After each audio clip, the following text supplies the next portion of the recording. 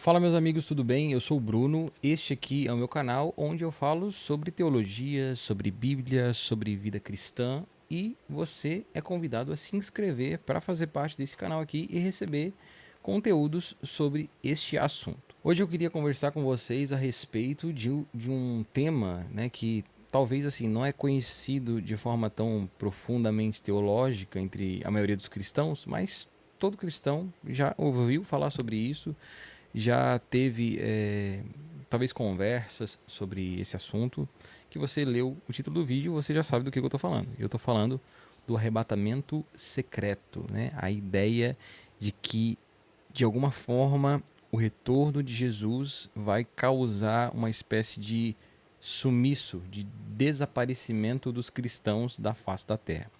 Então a gente vai entender o que é essa doutrina, como que ela surgiu e por que que eu particularmente, junto com vários outros cristãos e outros teólogos, acreditamos que isso não é algo correto, de que a Bíblia não ensina, não embasa essa doutrina. Então, no ano de 1830, houve uma espécie de reavivamento ou avivamento carismático na Europa, no qual uma das pessoas que estavam ali envolvidas nesse evento era uma jovem chamada Margaret MacDonald. Essa mulher, né, que era uma jovem na época, ela relatou ter visões com o retorno de Jesus, e nessas visões ela disse que foi revelado a ela de que o retorno de Jesus aconteceria em dois estágios. Então seriam dois retornos de Jesus. Um de forma invisível e o outro de forma visível. Então, basicamente, no primeiro retorno, Jesus voltaria de uma forma secreta, arrebatando os cristãos, né, antes do início da grande tribulação, fazendo com que os cristãos fossem poupados, né, salvos desse período de tribulação na terra. E o segundo retorno de Jesus seria então um retorno visível, que seria no final da grande tribulação, onde Jesus apareceria nos céus ali com aquelas pessoas que foram arrebatadas, com os salvos, né, com os ressurretos, para então tomar o governo do mundo e começar então a inaugurar ali o seu reinado milenário, o seu reinado de 1000 anos, onde ele iria restaurar toda a terra. Então, em 1830 ela teve essa visão. É aí que começa então a ser construído de forma mais sistemática essa doutrina. A doutrina do arrebatamento secreto, onde os cristãos somem num abrir e fechar de olhos. E com o tempo, essa visão da Margaret, ela foi se tornando popular, basicamente porque ela foi sistematizada, né? Essa doutrina dela, isso foi sistematizado e isso foi colocado dentro das Bíblias de estudo Scofield, por um homem chamado John Nelson Darby, que era um homem que era contemporâneo de Margaret. Então, essas visões foram sistematizadas e foram colocadas dentro dessas Bíblias de estudos.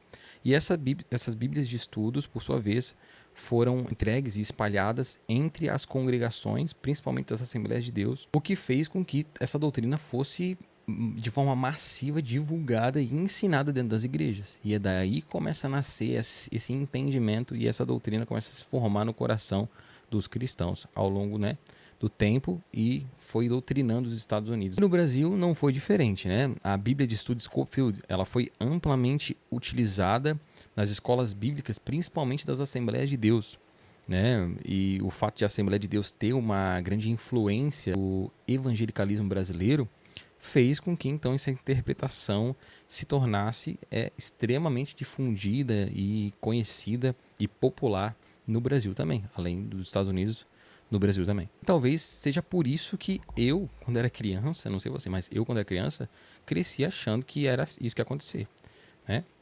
Achando que era isso. Inclusive, é um tipo de doutrina que causa medo, né? Porque já pensou, todo mundo é arrebatado e eu fico, né? Eu acordava no meio da noite, eu lembro que eu acordava pra ver se a minha mãe tava na cama ainda, porque se ela estivesse lá, então tava tudo bem, né? Eu não fiquei. É meio estranho pensar nisso hoje, mas então a gente cresceu com essa doutrina. Então, basicamente, foi assim que essa doutrina surgiu, né? Há dois séculos atrás, praticamente, né? No ano de 1830. Algo recente, né? Algo extremamente recente. E quando nós olhamos para os pais da igreja, quando nós olhamos para antes disso, né, para os pais, século III, Agostinho, para Jonathan Edwards em 1700, quando nós olhamos para os apóstolos, para os escritos da Bíblia, nós conseguimos perceber que não era bem isso que os escritores estavam dizendo e que Jesus disse sobre o dia da sua vinda, sobre os acontecimentos que antecederiam e que estariam relacionados com o retorno dele. Então eu quero que a gente possa ver alguns textos bíblicos que são muito utilizados nessa doutrina, né, para embasar essa doutrina, e que eu queria mostrar qual o sentido correto deles e como eles são distorcidos e entendidos de formas que não são adequadas, que são formas erradas de se interpretar. Então, um texto muito conhecido é o texto de 1 Tessalonicenses, no capítulo 5, que diz que Jesus virá como um ladrão.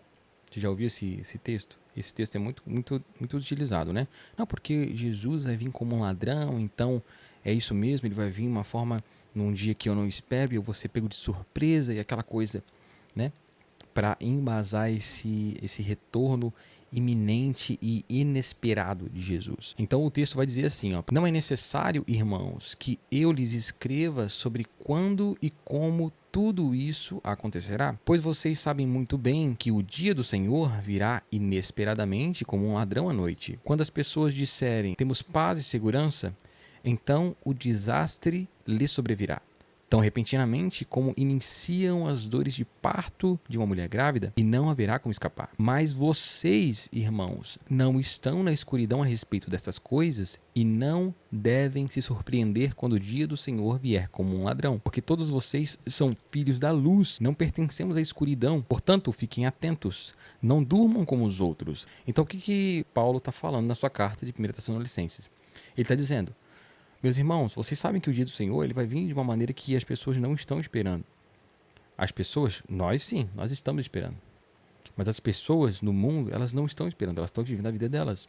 E quando elas disserem, está tudo bem, repentinamente o Senhor vai retornar. Só que ele retorna como um ladrão, ou seja, de surpresa, ele surpreende na sua volta as pessoas que não estão esperando por ele. Nós não somos como esses, nós estamos na luz. Então, para nós, não será como um ladrão, não será de surpresa. Por quê? Porque nós estamos aguardando o dia dele. Porque nós sabemos que o dia se aproxima. E quanto mais o tempo fica próximo, mais nós vamos olhar para os sinais e vamos entender que está chegando o dia, até que o dia dele chegue. Então, nós não vamos ser pegos de surpresa como um ladrão.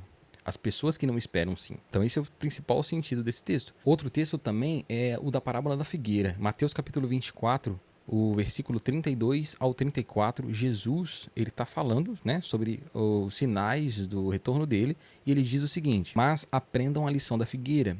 Quando os ramos surgem e as folhas começam a brotar, vocês sabem que o verão está próximo. Da mesma forma, quando virem todas estas coisas, saberão que o tempo está muito próximo às portas.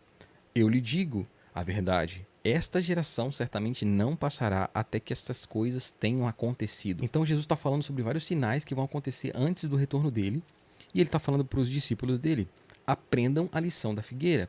Quando vocês olham para a árvore, começa a surgir folhas, né? Começam a brotar as folhas. Vocês sabem, vocês conseguem ver o sinal que a árvore está dando e vocês conseguem discernir a estação. Da mesma forma será no meu retorno. Vocês vão ver todos os sinais que eu estou dizendo para vocês e então vocês vão chegar à conclusão de que sim, está próximo. Compreende? Então nós não seremos pegos de surpresa. Aqueles que não percebem, que não olham os sinais, sim, essas pessoas serão pegas de surpresa. Nós não, porque nós estamos atentos aos sinais que Jesus deu. E existem dois textos também em Mateus capítulo 24 que Jesus deixa bem claro que os cristãos eles vão ver o anticristo se manifestar. Então, se Jesus está dizendo que nós vamos ver o anticristo se manifestar, significa que a igreja não terá sido arrebatada antes do anticristo se manifestar. Mateus capítulo 24, versículo 15 diz assim: chegará o dia em que vocês verão aquilo do que falou o profeta Daniel, a terrível profanação que será colocada no lugar santo. Ele está falando, vocês vão ver esse homem sentado no lugar santo, vocês vão ver essa abominação se manifestando. Versículo 22, Jesus diz: de fato, se o tempo da calamidade não tivesse sido limitado, ninguém sobreviveria, mas esse tempo foi limitado por causa dos escolhidos. Então, gente, qual o sentido desses textos estarem aqui se nós estivéssemos sido arrebatados antes desse período? Entendeu? Não faz sentido nenhum. Então Jesus está dizendo, vocês vão passar por esse período de tribulação, vocês vão ver a calamidade acontecendo, vocês vão enfrentar isso. Não significa que nós estejamos abandonados por Deus nesse período, porque o mesmo Deus que fez sinais no Egito, o mesmo Deus que fez prodígios no deserto, é o mesmo Deus que estará mantendo, cuidando, protegendo o seu povo nesse período também. Agora tem um texto muito legal, que esse texto aqui é clichê, né? Que é o texto que fala sobre que o retorno de Jesus ele é como um relâmpago. Mas quando Jesus diz isso, será que ele está falando que ele é visível como um relâmpago ou será que ele está falando que ele é rápido como um relâmpago? É o de Mateus capítulo 24 também, né? Para quem não sabe, capítulo 24 de Mateus ali é o texto que Jesus fala basicamente é o seu sermão escatológico, que ele fala muito sobre os sinais do fim, as guerras, enfim. Ele está explicando sobre isso para os seus discípulos. E Mateus capítulo 24, versículo 25 e o 27, ele diz o seguinte: portanto, se alguém lhe disser, presta muita atenção nisso daqui, portanto, se alguém lhe disser, ele está no deserto, ele quem? Jesus, o Messias, nem se deem ao trabalho de sair para procurá-lo. E se disserem, ele está escondido aqui, não acreditem, porque assim como um relâmpago lampeja do leste e brilha até o oeste, assim será a vinda do Filho do Homem. Então, o contexto no qual o relâmpago está inserido aqui como um sinal do retorno de Jesus, não é que ele é rápido como um relâmpago. Ele não está comparando o retorno dele com um relâmpago no quesito de velocidade. Ele está comparando no quesito de ser visível. Então, presta atenção. Se alguém te disser que o Messias está escondido aqui, ou que ele está lá, vocês nem se dêem o trabalho de ir atrás, porque não é assim que vai acontecer. Vai ser como um relâmpago, claro, que ilumina todo o céu. Entende? Então o sentido dessa passagem não é que o retorno de Jesus é rápido, como um estalar de dedos, como um piscar de olhos. Não é isso, como um relâmpago que lampeja e a gente não consegue nem perceber de tão rápido que ele foi. Mas ele é claro, ele é evidente, ele é visível como um relâmpago. Esse é o sentido do que Jesus está falando aqui. Quando ele retornar, será visível a todo o olho. Nós temos também o versículo 30, que fala sobre um sinal visível do retorno de Jesus. Diz o seguinte: por fim, aparecerá no céu o sinal da vinda do Filho do Homem, e haverá grande lamentação entre todos os povos da terra.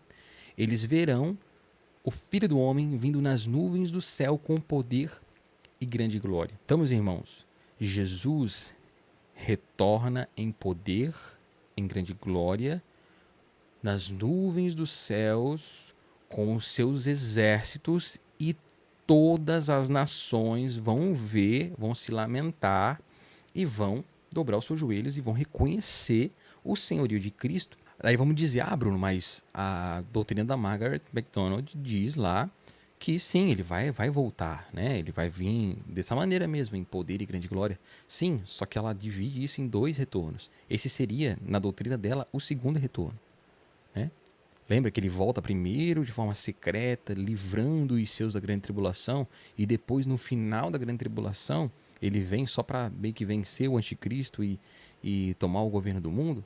Mas não é isso que a Bíblia fala. Jesus, Paulo, eles estão dizendo para nós que ele não vem de forma secreta, ele vem como um relâmpago, que lampeja e ilumina todo o céu. É um estrondo, é um evento global. É assim que ele vai vir. Não vai vir de forma secreta. Jesus nos deixou sinais. Jesus um dia estava falando com seus discípulos e ele falou: gente, vocês conseguem olhar uma árvore e vocês conseguem, olhando para a árvore, discernir qual a estação que você está vivendo. Se você está vivendo no verão, se você está vivendo no outono, se a árvore está sem folha, se você está vivendo no inverno. Então, o que te faz pensar que você vai olhar para os eventos que eu estou te dizendo e você não vai conseguir discernir a estação, que o tempo está próximo? É isso que Jesus diz para os seus discípulos, isso que ele está mostrando para os seus discípulos. Isso não significa que a gente vai conseguir dizer, ah, não, Jesus vem amanhã, Jesus vem dia tal. Não é isso, né? A hora, o dia, ninguém sabe, mas a estação, sim. A estação, o período, como um período de tempo, a gente consegue discernir que está ficando próximo. Tanto é que Jesus diz, e a geração que ver estes sinais não passará. Então ele deixa muito evidente de que é visível, de que não é secreto, que a geração vai discernir que o sinal está mostrando que o retorno está próximo. Essa doutrina do arrebatamento secreto pré-tribulacional, né, que acontece antes da grande tribulação, é uma doutrina nova demais, não tem fundamento histórico, com peso doutrinário de pais da igreja, não tem, tá? É algo totalmente novo, não tem base bíblica nenhum, são textos distorcidos e é uma doutrina que leva as pessoas a pensarem no retorno de Jesus como algo iminente, né? Nossa, Jesus pode vir a qualquer hora. Não é bem assim, porque ele retorna no final da grande tribulação. Então, a menos que a tribulação tenha começado hoje, agora, nesse momento, ele não volta nos próximos 7 anos. A gente acabou de ler aqui que o homem da abominação se manifesta. E a gente sabe que ele se manifesta no final, na parte final ali, nos últimos 3 anos e meio da grande tribulação. Então, se Jesus volta nesse período, como é que eu posso dizer que Jesus vem amanhã? Jesus não vai voltar amanhã, entendeu? Jesus não vai voltar no final de semana que vem, baseado nos sinais que ele mesmo deu. Isso aqui não é arrogância. Isso aqui a gente está lendo baseado nos sinais que ele mesmo deu. Então, assim, ó, essa doutrina não é uma doutrina confiável, não é uma doutrina bíblica e a gente precisa prestar atenção e tomar cuidado com isso. Já sabia disso? Já conhecia a doutrina do arrebatamento pré-tribulacional, né? A doutrina da iminência? Se você já conhecia, se você pensa dessa maneira, ou se você tem um outro viés teológico, escatológico, escreve aqui nos comentários que eu quero saber. E dependendo como é que for aqui os comentários de vocês, se vocês quiserem, eu posso fazer um vídeo trazendo as principais visões escatológicas, né? Pré-tribulacional, pós-tribulacional, pré-milenista, pós-milenista, e posso trazer um pouco dessas visões doutrinárias, explicar cada uma delas e dizer também qual que eu acredito, né? As pessoas que me seguem no Instagram, os meus amigos que estão lá, sabem talvez aí o que eu penso sobre isso e o que eu acredito, né? Qual é a minha teologia a respeito disso. Mas se vocês quiserem, eu posso trazer um vídeo aqui para vocês também, mais completinho, explicando cada uma delas e falando para vocês qual é a doutrina que eu creio. Se inscreva no canal, deixa o teu joinha, clica ali no sininho para o YouTube te notificar. Você já sabe, né, que você precisa fazer isso para ser notificado pelo YouTube, porque o YouTube não entrega os vídeos para as pessoas. E compartilha esse vídeo com um amigo teu aí que curte assuntos teológicos e esse tipo de coisa, que terão muito mais conteúdos aí nos próximos dias por aqui, beleza? Me segue no Instagram também, lá eu falo sobre Bíblias, indico livros, falo sobre teologia em modo geral, compartilho um pouco da minha rotina devocional e é isso. Deus abençoe vocês e até o próximo vídeo.